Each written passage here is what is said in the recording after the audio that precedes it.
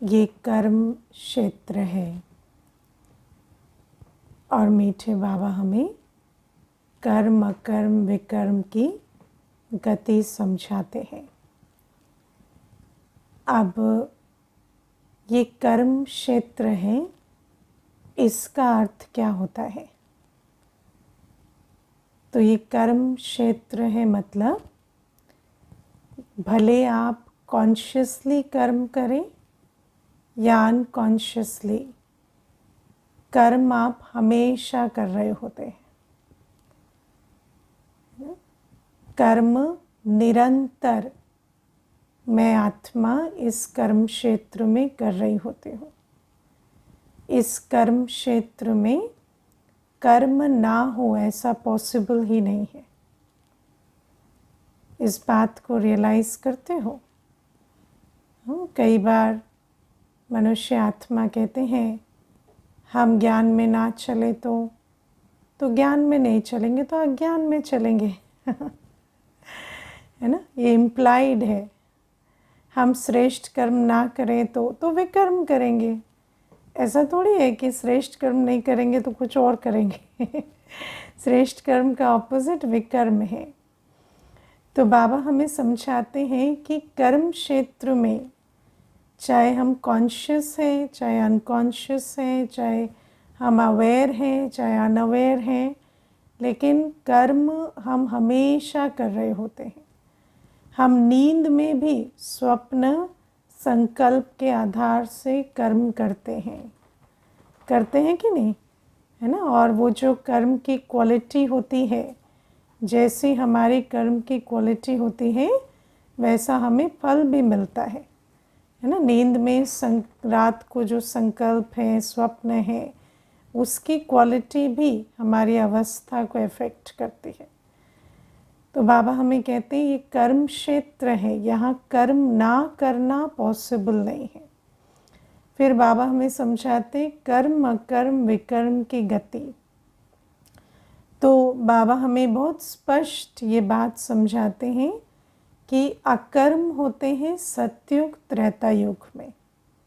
क्यों? क्योंकि आत्मा नेचुरली सोल कॉन्शियस है, तो उस समय पर अकर्म होते। अकर्म सिर्फ सतयुग त्रेता युग होते हैं। सतयुग त्रेता युग के बाद अकर्म का कोई कॉन्सेप्ट नहीं होता। द्वापर युग से अकर्म नहीं होते। तो सतयुग त्रेता युग में कर्म अकर्म क्यों होते हैं? क्योंकि आत्मा संपूर्ण सतोप्रधान होती है। उस सतोप्रधान अवस्था में आत्मा अकर्म करती है। फिर बाबा हमें बताते हैं द्वापर युग से जब से रावण राज्य शुरू होता है तो कर्म विकर्म बनते हैं। रावण राज्य में कर्म कभी सुकर्म नहीं होते, कर्म हमेशा विकर्म बनते हैं। क्योंकि हम जो भी कुछ करते हैं वो काम क्रोध लोभ मोह अहंकार के प्रभाव में करते हैं, है ना। रावण राज्य में याद करो, कोई भी ऐसा कर्म है जो बिना काम क्रोध लोभ मोह अहंकार के करते हैं? ऐसा एक भी कर्म नहीं है, है ना। सोचो तो वंडर लगता है, क्योंकि जब पहली बार कोई पूछे ये प्रश्न तो लगता है ऐसे भी तो बुरे नहीं हैं कुछ तो करते ही होंगे काम क्रोध लोभ मोह अहंकार के बिना। लेकिन जब आप चेक करते हैं तो पता चलता है कि रावण राज्य में एक भी कर्म विकारों के प्रभाव के बिना नहीं होता। काम क्रोध लोभ मोह अहंकार नहीं होगा तो भय ईर्ष्या द्वेष आलस्य घृणा होगा। कोई ना कोई विकार जो है वो होता ही है। और मूल बात है देह अभिमान। जहाँ देह अभिमान में है वहाँ कर्म विकर्म ही बनते हैं। तो बाबा हमें कहते हैं कि रावण राज्य में कोई सोचे कि हम सुकर्म कर लें, ये पॉसिबल नहीं। अब इसके पीछे एक बहुत बड़ा ईश्वरीय नियम है, या ईश्वरीय नियम भी नहीं, रूहानी स्पिरिचुअल लॉ है। वो क्या है? कर्म का आधार होती है कॉन्शियसनेस या स्मृति। जिस स्मृति जिस स्थिति में आत्मा है कर्म वैसा ही होगा, है ना। हम कई बार सोचते हैं कि हम गुस्से में है ना, हमारे अंदर गुस्सा है पर हम किसी से प्यार से बात कर लें है ना, क्योंकि यहाँ पर गुस्सा दिखा नहीं सकते, वो पॉसिबल नहीं। भले ही आप प्यार से बात करेंगे भी, लेकिन उस आत्मा को जो वाइब्रेशन मिलेगी वो क्रोध की ही मिलेगी, क्योंकि जैसी आपकी अवस्था है कर्म की क्वालिटी ऐसी ही होगी। तो रावण राज्य में जब हम देह अभिमान में आ जाते हैं, और देह अभिमान माना पूरी तरह रावण जो है हमारे मन बुद्धि को डोमिनेट करता है, तो उस समय पर हम चाहे कॉन्शियसली इंटेंशन अच्छा भी रखते हैं, लेकिन उस अच्छे इंटेंशन के पीछे भी जो देह अभिमान है उस कारण से कर्म जो है वो विकर्म ही बनता है ना। जैसे हमें तो पता भी नहीं चलता कितना सूक्ष्म देह अभिमान है। जैसे हम कहते हैं कि हम अपने बच्चों पर बलिहार जाते हैं, लेकिन किस पर? अपने बच्चों पर तो वहाँ क्या आ गया? मेरा बच्चा, है ना, मेरापन। तो जहाँ मेरापन है वहाँ विकर्म बन रहा है, क्योंकि भले ही हम कहें कि हमें कोई एक्सपेक्टेशन नहीं है, हम तो बिल्कुल बलिहार जा रहे हैं, लेकिन कल जब वहाँ से ठेस लगती है तो बहुत दुख होता है। और दुख क्यों होता? क्योंकि चाहे हम जाने या ना जाने वहाँ अटैचमेंट है, एक्सपेक्टेशन है, मेरापन है। तो ये मैंपन, मेरापन या देह अभिमान इतना सूक्ष्म होता है कि मालूम भी नहीं पड़ता कि मेरा ये देह अभिमान है, लेकिन देह अभिमान ही हमसे हर कर्म कराता है ना। जैसे आप देखो, एक मैं देख रही थी एक जगह पर कि रोड क्रॉस कराने का एक एक्सपेरिमेंट हुआ, है ना। तो रोड क्रॉस की जो व्यक्ति नेत्रहीन है उसको रोड क्रॉस कराना है। तो व्यक्ति जो है, पहले जिस व्यक्ति को खड़ा किया गया उसको अनेकों ने रोड क्रॉस कराया, ठीक है। तो जब अनेकों ने उसको रोड क्रॉस कराया उस सोशल एक्सपेरिमेंट के आधार से, तो देखने में ऐसा लगा जैसे हर कोई कितना हेल्पफुल है, राइट। लेकिन फिर नेक्स्ट टाइम पे जिसको खड़ा किया गया उसको किसी ने भी रोड क्रॉस नहीं कराया, और इनफैक्ट वो चलते चलते किसी का हाथ पकड़ लेता था तो व्यक्ति झटक भी देता था। अब दोनों में अंतर क्या था? पहले वाला व्यक्ति बहुत देखने में सुंदर, गोरा, है ना, देखने में आकर्षक था, और दूसरा जो था वो ऐसे गरीब और ऐसे, है ना, फटे कपड़े और रंग भी जैसे बिल्कुल काला, तो ऐसा था। तो जब देखने में आया कि सेकंड टाइम पे वही जो हेल्पफुल लोग थे उन्होंने हाथ नहीं बढ़ाया, तो या हाथ अगर किसी इसने बढ़ा भी दिया, इस भाई ने, तो उन्होंने हाथ झटक दिया, है ना, कि मेरा हाथ मैला ना हो जाए। तो आप देखो, लगता तो ऐसा है कि व्यक्ति हेल्पफुल होने के कारण किसी को रोड क्रॉस करा रहा है, पर अगर हम हेल्पफुल हैं तो सबकी मदद करेंगे ना लेकिन देहाभिमान ऐसा है कि हमें पता भी नहीं चलता कि हमारे अंदर कितना भेदभाव है, और हम जो मदद कर रहे हैं उसके पीछे कुछ न कुछ देहाभिमान काम कर रहा है। हम इसकी मदद करते हैं, उसकी नहीं करते हैं। तो जहाँ पर ये बातें होती हैं वहाँ पर क्या है? वहाँ पर कोई श्रेष्ठ, हम ये नहीं कह सकते कि यहाँ कोई पुण्य का खाता जमा हो रहा है, क्योंकि वहाँ पर हमारे देहाभिमान की पुष्टि हो रही है। हम निस्वार्थ होकर कोई कर्म नहीं कर रहे, वहाँ पर कुछ न कुछ हमें देहाभिमान की पुष्टि हो रही है। इसीलिए भाई कई बार क्लास में बात बताते हैं कि अगर हम सचमुच चेक करना चाहते हैं कि हम देही अभिमानी हैं या नहीं, तो हमें क्या करना है?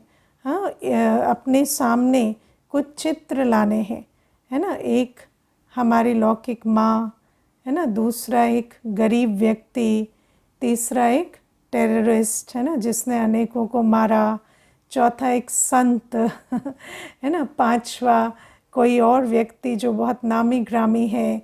तो इस प्रकार से कई कैटेगरी की आत्माओं को हम सामने लाएं और अपने आप से पूछें, क्या हर एक के लिए मेरी भावना, शुभकामना है? क्या किसी के लिए मेरा कोई जजमेंट नहीं चलता, या हर एक के लिए मेरे दिल से स्नेह और आशीर्वाद निकलती है? तो जब हम ये चेक करते हैं तो हमें पता चलता है ऐसा नहीं है।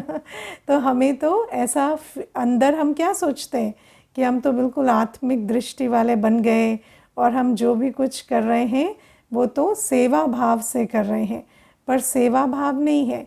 कई प्रकार का मैंपन, मेरापन, कई प्रकार का देह अभिमान अंदर काम करता रहता है। सूक्ष्म लगाव, प्रभाव, कितनी सारी चीज़ें होती रहती हैं। तो बाबा हमें बात समझाते हैं कि रावण राज्य में हम जाने ना जाने कर्म विकर्म ही बनते हैं। इसीलिए कई बार ऐसा भी होता है कि हम बाबा के पास आए, हम सेवा भी कर रहे हैं, सब कुछ कर रहे हैं, लेकिन हमें वो खुशी का अनुभव नहीं हो रहा जो होना चाहिए, क्योंकि मैंपन, मेरापन ख़त्म नहीं हुआ। तो जैसे दुनियावी रूप में है ना, बाप के लिए सेवा नहीं करते ना, दुनियावी रूप में भी कहीं ना कहीं सूक्ष्म मैंपन, मेरेपन के आधार से करते हैं, तो फिर उस सेवा का फल और बल नहीं मिलता। ऐसे ही कई बार क्योंकि हमने विधि ठीक नहीं अपनाई, तो वो जो सिद्धि है संतुष्टता की या सर्व प्राप्ति स्वरूप की, वो सिद्धि नहीं मिलती। तो बाबा हमें ये बात समझाते हैं कि रावण राज्य में कर्म हमेशा विकर्म बनते हैं। और संगम युग पर बाबा हमें क्या सिखाते हैं कि फिर से विकर्म से अकर्म में कैसे जाएं, है ना। तो बाबा हमें संगम युग में बहुत स्पेशल कैटेगरी ऑफ कर्म सिखाते हैं। कौन से कर्म? सेवा अर्थ कर्म, परमात्म अर्थ कर्म। बाबा हमें कहते हैं हम जो भी कर्म करते हैं उस कर्म को हम श्रीमत पर करते हैं। बाबा ने कहा इसलिए जिसके लिए कर रहे हैं वो मैटर नहीं करता, है ना। हम ये नहीं देखते कि इस कर्म का जो रेसिपिएंट है या जो सामने बैठा है वो आत्मा कौन है। हम ये समझ कर करते हैं कि बाबा ने श्रीमत दी है तो हम ये कर्म करें। तो जो कर्म हम परमात्म अर्थ, सेवा अर्थ करते हैं, माना बाबा के डायरेक्शन प्रमाण करते हैं, उससे क्या होता, हम कर्म बंधन से फ्री होते जाते हैं। ये जो मैंपन, मेरापन का बंधन है उससे फ्री होते जाते। और जब हम श्रीमत पर कर्म करते हैं तो श्रीमत पर कर्म कैसे होंगे? हर एक के लिए शुभ भावना, शुभकामना, हर एक के लिए लवफुल, हर एक के लिए हर एक के लिए सेवा के लिए उपस्थित। क्योंकि बाबा कभी भेद नहीं करते एक और दूसरे बच्चे में, बाबा के सब बच्चे हैं। तो हमें भी जैसे हम ईश्वरीय संतान हैं, ऐसे हर एक आत्मा बाबा का बच्चा है, ये समझकर हर एक कर्म करना है। तो जब हम इस वृत्ति से, इस स्थिति में कर्म करते हैं तो हमारे पुराने कर्म बंधन भी चुक्त होते जाते, और ये जो संस्कार है ये धीरे धीरे हमें अकर्म की तरफ लेकर जाता है, माना संपूर्ण सोल कॉन्शियस कर्म सिखलाता है। और फिर हम जब सतयुग जाते हैं तो फिर से कर्म अकर्म होते हैं। तो बाबा हमें ये बात बहुत स्पष्ट सिखलाते हैं। अब जब हम संगम युग में होते हैं तो हमें एक बात समझनी है कि संगम युग में देही अभिमानी स्थिति कब होती है? जब हम बाबा की याद में हैं। जब हम बाबा की याद में नहीं हैं तो हम देही अभिमानी नहीं हो सकते, है ना। क्योंकि संगम युग में अगर हम बाबा की याद में नहीं हैं तो हम ज़रूर किसी न किसी की याद में हैं। तो इसीलिए संगम युग में परमात्म अभिमानी सो आत्म अभिमानी है। संगम युग में सिर्फ आत्म अभिमानी नहीं होता, संगम युग में पहले परमात्म अभिमानी तब आत्म अभिमानी। और जब हम बाबा की याद में हैं, बाबा की याद में रहना माना बाबा की छत्र छाया के अंदर रहना, बाबा की श्रीमत की लकीर के अंदर रहना। क्योंकि जब बाप याद आता है तो बाप की श्रीमत भी याद आती है, बाप ने हमें क्या करने के लिए अलाउ किया है, क्या नहीं करने के लिए मना किया है, वो सब कुछ याद रहता है। और जब हम उस श्रीमत की छत्र छाया के अंदर होते हैं, तभी जाकर हमसे जो विकर्म बनना बंद होते हैं और हम इस इनडायरेक्ट कर्म से अपना पुण्य का खाता जमा करते हैं या सेवा की कमाई करते हैं। तो इस बात को बहुत अच्छे से समझना है कि सिर्फ आत्म अभिमानी हम नहीं हो सकते। जब हमें बाबा याद है, बाबा की श्रीमत याद है, तभी हम आत्म अभिमानी हैं। वरना क्या है, हम हर बात को आज क्या करते हैं, अपनी कन्वीनियंस से मैनिपुलेट कर लेते हैं, है ना। हमें हर बात को अपनी कन्वीनियंस से मैनिपुलेट करना आता है। हम स्वार्थ को भी सेवा का नाम दे देते हैं, हम कामना को भी सेवा का नाम दे देते हैं। तो इसीलिए बाबा कहते हैं बाबा की याद और बाबा की श्रीमत की मर्यादा बहुत आवश्यक है। तो कर्म अकर्म विकर्म की गति को जानकर अब हमें विकर्म से बचना है और सुकर्म का खाता जमा करना है। फिर प्यारे बाबा आज हमें कहते हैं कि हमें हद और बेहद से भी पार जाना है ना। हद और बेहद से पार जाना क्या होता है, कौन बताएंगे? हाथ उठाओ। हद और बेहद से पार कैसे जाते हैं? हाँ, कोई बात स्ट्राइक नहीं किया आज मुरली में? ऐसा नहीं लगा कि आज ये बाबा क्यों कह रहे हैं हद और बेहद से पार जाना क्या होता है?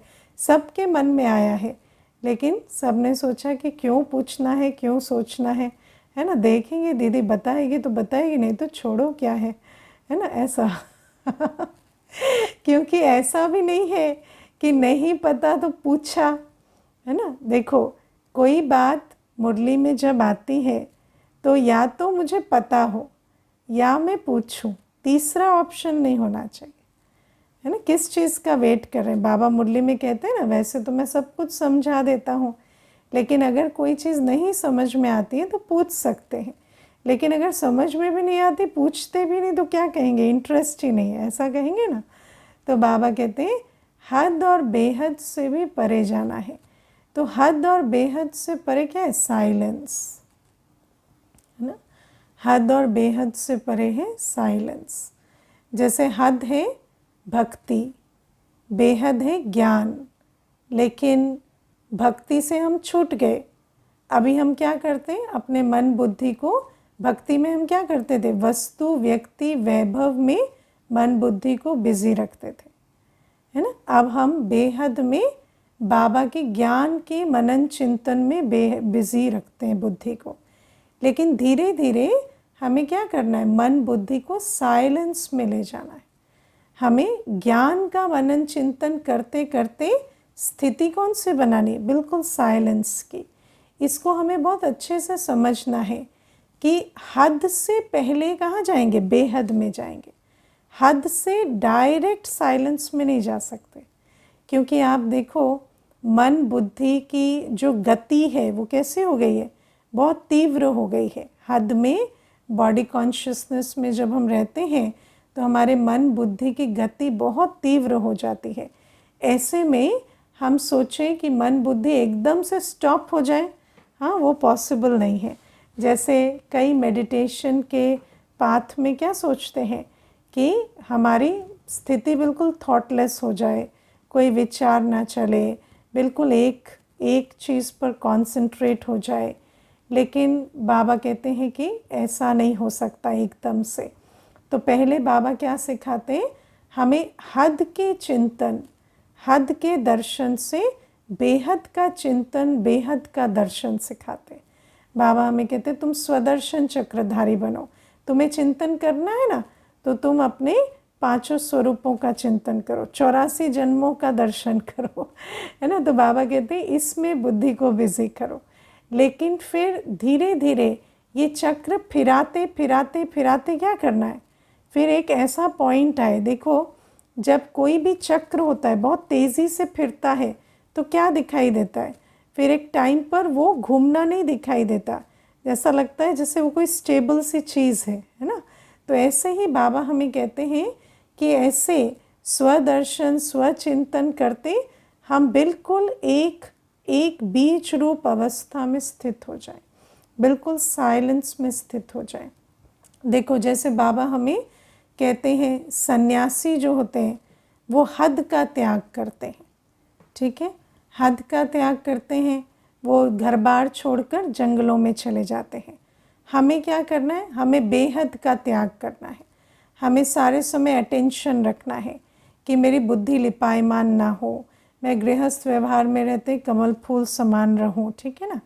लेकिन और बार बार अपने को हम स्वमान भी दिलाते हैं ना कि मैं कमल फूल समान रहने वाली गृहस्थ व्यवहार में पवित्र आत्मा हूँ, या मैं बेहद की त्यागी हूँ।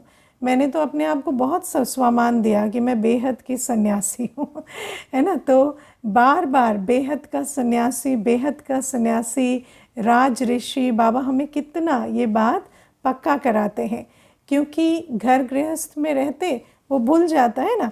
हम भी क्या सेवा में रहते हैं, संबंध संपर्क में आते हैं, तो कई बार क्या होता, भूल जाता है कि लिमिट कहाँ है लेकिन अपने आप को बार बार याद दिलाना पड़ता है कि चलो हम जंगल नहीं गए लेकिन हम सन्यासी हैं तो बार बार बेहद का सन्यास क्या है, कहीं पर भी हमारी बुद्धि लिपायमान ना हो। कोई भी बात है, भले सेवा की भी है, तो भी उसको लेट गो करना है ना। ऐसा नहीं कि सेवा का संकल्प है तो चलता रहे और व्यवहार का है तो ना चले, नहीं, सेवा के संकल्पों की भी लिमिट है, इतना ना चले कि उसको विस्तार कहा जाए। तो इस प्रकार से हम अपने आप को क्या स्वमान देते हैं, हम घर बार नहीं छोड़ते, पर हम घर गृहस्थ में रहते बेहद के सन्यासी हैं, ठीक है। फिर एक समय आता है जब बाबा हमें कहते हैं तुम्हें त्याग का भी त्याग करना है क्योंकि बार बार सोचे ना, हमने त्याग किया है, हमने त्याग किया है, तो उसका भी एक जैसे सटल बोझ आता है। फिर इतना सूक्ष्म भी बोझ हो भले, लेकिन उस बोझ के साथ उड़ेंगे कैसे।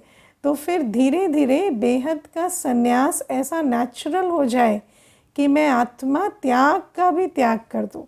क्योंकि कई बार ऐसा होता है कि ब्राह्मण गृहस्थ व्यवहार में रहते हैं तो कई चैलेंजेस फेस करते हैं।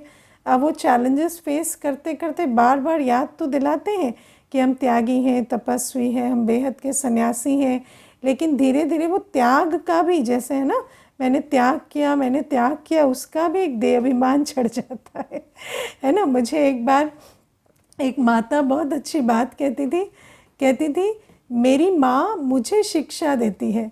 तो मैंने कहा तो क्या हो गया, वो माँ है शिक्षा देती है।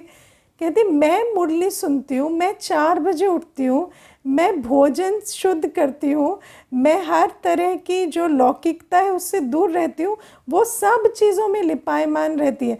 8 बजे सो के उठती है, लेकिन ज्ञान मुझे देती रहती है तो मुझे बहुत गुस्सा आता है तो मैंने कहा आपको गुस्सा क्यों आता है। तो कहती जिसने कुछ भी त्याग नहीं किया वो आपको ज्ञान दे, जिसने सब त्याग किया तो कैसा लगेगा। तो मैंने कहा ये तो फिर त्याग नहीं किया ना।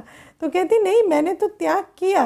तो अब क्या नहीं किया, त्याग का त्याग नहीं किया, क्योंकि त्याग किया उसका भी इतना अभिमान चढ़ गया है। तो बाबा हमें कहते हैं फिर कैसे जाएंगे, है ना, ऐसे गुस्सा आएगा, ऐसे कंप्लेंट होगी, इससे भी क्या सूक्ष्म मान शान की भी इच्छाएं आने लगती हैं कि भाई हम इतने त्यागी तपस्वी हैं और देखो कोई हमें पूछ ही नहीं रहा या कोई समझ ही नहीं रहा कि हमारी कितनी बड़ी यात्रा है। तो बाबा हमें कहते हैं कि इस तरह से तुम्हें हद और बेहद से भी परे जाना है। लेकिन ये बातें स्टेप बाय स्टेप होते हैं, पहले हद से हम बेहद में आते हैं, फिर बाबा कहते हैं अंतिम स्थिति में हद और बेहद से भी परे, फिर वो त्याग का भी भान नहीं। फिर ये तो नेचुरल स्टेट है ना, मैं हूँ ही आत्मा मैं हूँ ही साइलेंस स्वरूप, मैं हूँ ही न्यारी और प्यारी। फिर आप देखो बाबा हमें कहते हैं कि हद की कामना से बेहद की कामना में आओ। पहले हम हद की कामना में थे, है ना, हमें ये चाहिए वो चाहिए, ये हद की वस्तु चाहिए, ये व्यक्ति का साथ चाहिए, इस संबंध में ये प्राप्ति चाहिए, ये हद की सफलता चाहिए। फिर बाबा ने हमें किस चक्कर में डाला है ना, बाबा ने कहा बेहद की प्राप्ति, है ना, स्वर्ग की प्राप्ति का सोचो, या बेहद की सफलता का सोचो कि मैं नंबर 1 में आऊँ, या बेहद का जो बेहद की जो हमारी अंतमते सोगति उसके बारे में सोचो। लेकिन फिर बाबा कहते हैं धीरे धीरे ऐसी स्टेज आ जाए जब ये भी नेचुरल हो जाए, तब मुझे ये भी भान ना रहे कि मैं ये स्वर्ग के लिए कर रहा हूँ या मुझे ये प्राप्ति मिलने वाली है। क्योंकि आप देखो पहले पहले क्या होता है कि हम बेहद की प्राप्ति के नशे में रहते है ना, फिर हम गिनते। मुझे याद है एक भाई एक बार सेंटर पर आए तो कहते हैं मैंने आज तक 1100 कोर्स कराए हैं। ठीक है, तो ऐसे अपना परिचय दे रहे थे तो कहते मैंने 1100 कोर्स कराए हैं। तो मुझे कहते आपने कितने कोर्स कराए हैं? तो मैंने कहा मैं गिनती नहीं हूँ। तो कहते नहीं पर याद तो रहना चाहिए ना, अभी आपको उसके हिसाब से ही तो सतयुग में मिलेगा। तो मैंने कहा अब उसका हिसाब भी मैं रखूँगी क्या? तो अब आप देखो कि क्या होता कि कई बार हम इसमें भी रहते कि मेरा पद, मेरा ये, मेरा वो। लेकिन बाबा कहते ठीक है, वो बातें अपने को मोटिवेट करने के लिए बहुत अच्छी है। कब तक? जब तक वो संस्कार ना बन जाए, है ना। पहले पहले तो हमें अपने को मोटिवेट करना होता है कि मुझे ये प्राप्त करना है, ऐसा रहना है। अब आप देखो हम सतयुग चले जाएंगे जब, तो क्या उस समय फिर हम प्योरिटी छोड़ देंगे? क्या उस समय हम सुबह उठना छोड़ देंगे? उस समय हम मधुरता छोड़ देंगे? नहीं। क्यों नहीं छोड़ेंगे? क्योंकि उस समय वो संस्कार बन गया होगा। और उस समय ये बात नहीं होगी कि मुझे अब स्वर्ग जाने के लिए ये करना है। तो स्वर्ग जाने के लिए हम सब कुछ कर रहे हैं। हम सतयुगी संस्कार बना रहे हैं ताकि सतयुगी संसार में जा सके। लेकिन कब तक यही सोच के साथ चलेंगे? एक स्टेज तो ये आनी चाहिए ना जहाँ हमें लगे यही मेरा नेचुरल संस्कार है। अब मैं किसी चीज़ के लिए नहीं कर रहा, इसमें एफर्ट नहीं है, ये मेरी नेचुरल स्टेट है और मैं बिल्कुल साइलेंस में रहकर, मुझे सोचना भी नहीं पड़ता, ये नेचुरल मेरी जीवन ऐसी मर्यादा संपन्न चलती है। तो बाबा कहते हैं ये भी हमें समझना है। फिर बाबा हमें कहते हैं कि जैसे हद और बेहद से परे, तो अभी आप देखो पॉपुलेशन कितनी है ना, पॉपुलेशन बेहद की है और स्वर्ग में बहुत थोड़े होते हैं। लेकिन बाबा कहते परम धाम में तो पॉपुलेशन का कोई कॉन्सेप्ट ही नहीं होता। परम धाम में तो सब आत्माएं हैं। तो बाबा कहते हैं अब उस स्टेज में हमें जाना है जहाँ हम संख्या से परे हैं, जहाँ हम काउंटिंग से परे हैं, जहाँ हम नंबर गेम से परे हैं, है ना। परम धाम में थोड़ी सोचेंगे इतनी आत्माएं हैं, मेरा नंबर ये है, मेरा ये है। सतयुग में भी पता होगा मैं राजा हूँ, ये प्रजा है, लेकिन परम धाम में तो कोई भान नहीं होगा। तो बाबा कहते इस प्रकार से हमें हद और बेहद से भी अब परे जाना है। तो लेकिन उससे पहले क्या सीधा हद और बेहद से परे मत चले जाना, है ना। फिर बाबा हमें कहते पहले हम स्वार्थ में थे, अब बेहद में क्या बने? सेवा भाव में आए। पहले हम सब कुछ करते थे स्वार्थ से, हद में, और अब हम क्या करते हैं? बेहद में सेवा भाव से सब कुछ करते हैं। लेकिन फिर हद और बेहद से परे में क्या है? सेवा भी नेचुरल स्टेट बन जाती है, करनी नहीं पड़ती, सोचना नहीं पड़ता ये सेवा है, ये सेवा में काउंट होगा। कई ऐसे प्रश्न पूछते हैं, आज मैंने आधा घंटा मुरली सुनी, वो सेवा में काउंट होगा? मनसा सेवा में, है ना। या मैंने काम करते योग किया, क्या वो मनसा सेवा में काउंट होगा? तो ये सारे प्रश्न क्यों उठते हैं? क्योंकि अभी भी हम काउंटिंग में रहते हैं कि ये सेवा का खाता जमा होना चाहिए। लेकिन फिर धीरे धीरे ऐसी स्टेट बन जाए कि जैसे बाबा दाता है, बाबा सोचता है क्या आज मैं सेवा पर हूँ, आज मैं सेवा पर हूँ, मुझे देना है, मुझे सुख देना है, शांति देनी है। बाबा तो नेचुरल स्टेट में दाता है। तो बाबा कहते ऐसे बन जाना है कि नेचुरल हम दाता स्वरूप हो जाए। तो ये बाबा आज हमें समझाते हैं। फिर बाबा आज हमें कहते हैं कि ये जो बेहद का ड्रामा है, इसी के आधार से हद का ड्रामा बना है ना। और आप देखो जो हद का ड्रामा होता है उसमें भी 5 सीन होती है ना। हर हद के ड्रामा में 5 सीन्स होते हैं। पहले 2 सीन में जो ड्रामा का फ्रेम होता है उसमें पहले 2 सीन में क्या होता है, सब कुछ अच्छा होता है, बहुत खुशहाली होती है, हीरो हीरोइन सुख में रहते हैं, और फिर 3rd सीन में विलन की एंट्री होती है और फिर वो जो विलन है वो पूरी जीवन को तहस नहस कर देता है।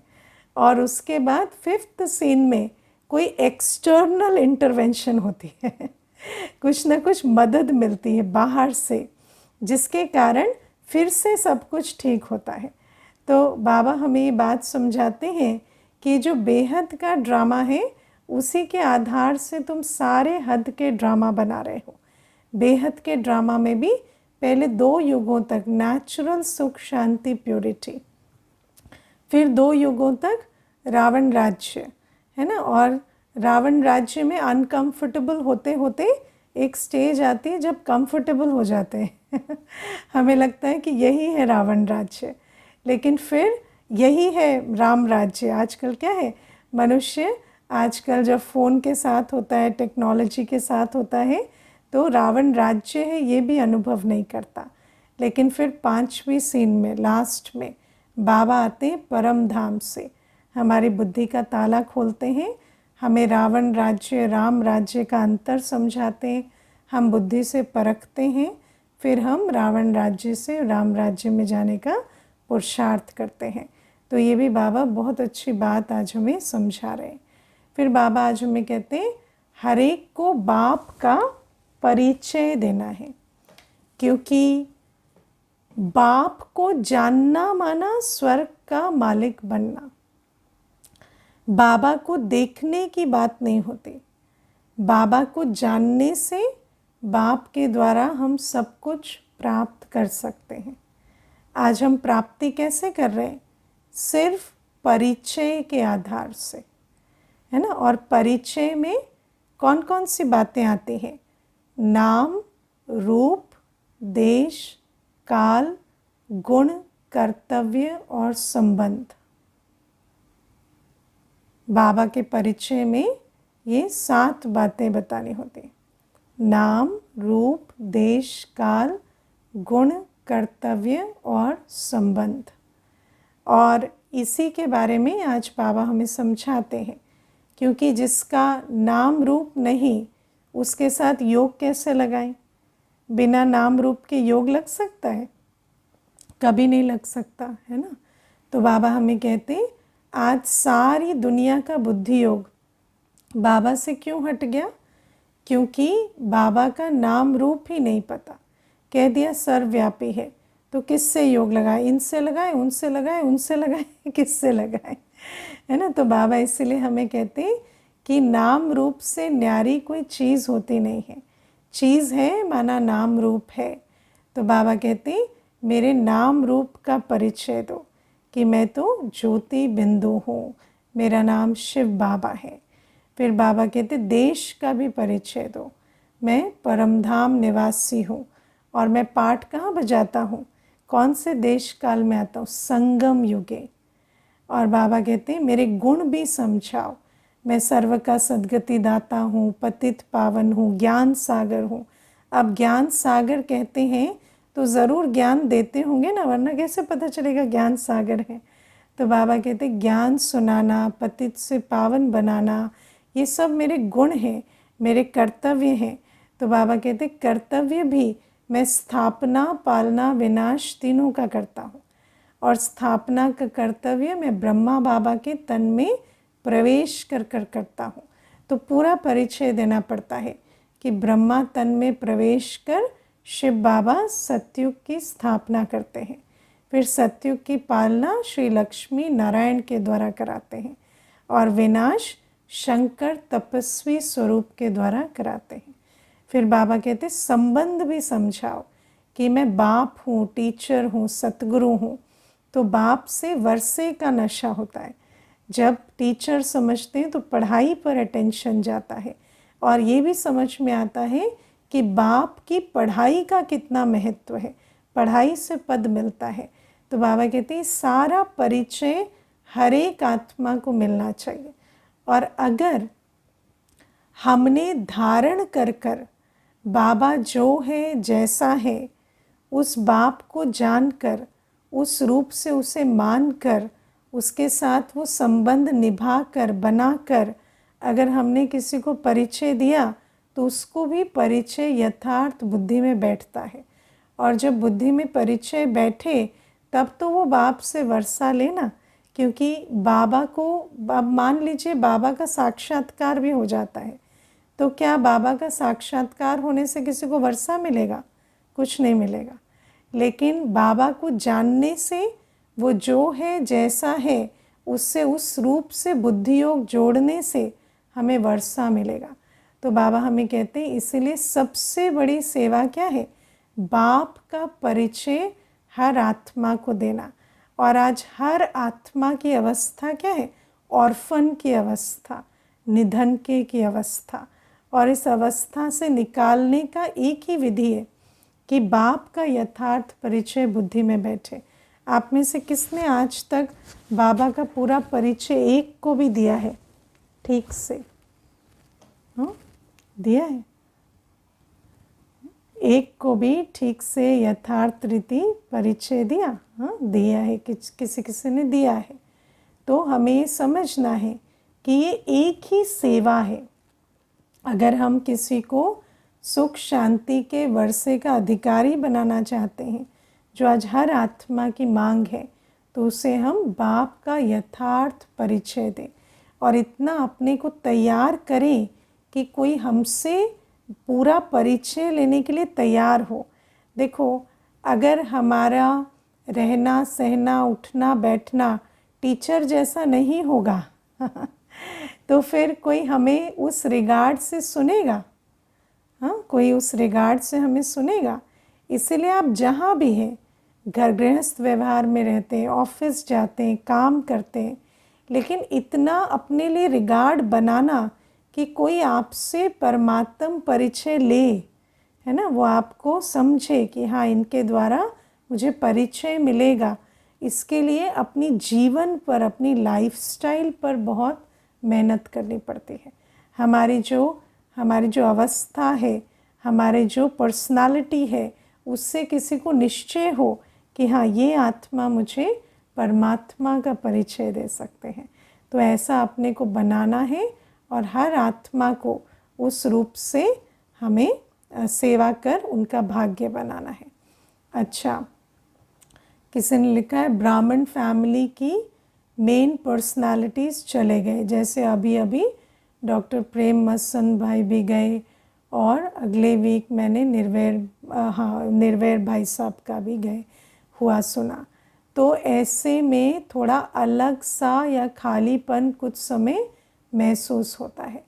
तो क्या ये मन में आना ठीक है, या आप कैसे विचार करते हो ऐसी बातों में? बाबा हमें कहते हैं ये ड्रामा है ना, और हर ड्रामा में राज क्या होता है कि जो अव्यक्त हुए वो तो अपनी सेवा अव्यक्त रूप से कंटिन्यू करते हैं, है ना। अभी हम सोच रहे हैं निर्वैर भाई साहब गए, लेकिन निर्वैर भाई साहब ये सोच रहे हैं, वो सोच रहे हैं मेरा पार्ट बदला है ना। देखो कितनी बड़ी बात है। हम देह अभिमान में रहते हैं ना, हम सोचते चोला छोड़ा तो गए नहीं, पाठ परिवर्तन हुआ, साकार से अव्यक्त में पाठ हुआ।